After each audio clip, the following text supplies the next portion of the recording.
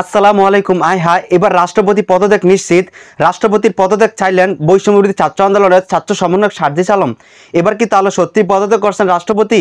এমন একটি নিউজ প্রকাশিত ডেইলি ইনকিলাব.com। আমি আজকে আপনাদেরকে এই সম্পূর্ণ নিউজটি প্রমাণ সহকারে পড়ে শোনাবো। তাই বলছি সম্পূর্ণ ভিডিও জুড়ে আমার সাথে থাকবেন, তাহলেই সবকিছু বুঝতে পারবেন ইনশাআল্লাহ। চলুন আমি আপনাদেরকে সম্পূর্ণ নিউজটি প্রমাণ সহকারে পড়ে শোনাচ্ছি। এবার রাষ্ট্রপতির অপসারণ চাইলেন সার্জিস আলম।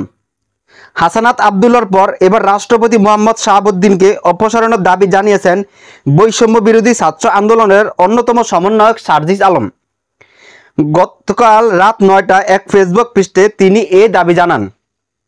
সার্জিস আলম পোস্টে লেখেন, আওয়ামী লীগের বিচার নিশ্চিতকরণ, নতুন সংবিধান গঠন, আওয়ামী দুর্নীতিবাজ আমলাদের পরিবর্তন, হাসিনার আমলে করা সকল অবৈধ চুক্তি বাতিল এবং চুপ্পুকে অনতিবিলম্বে রাষ্ট্রপতির পদ থেকে অপসারণ করতে হবে।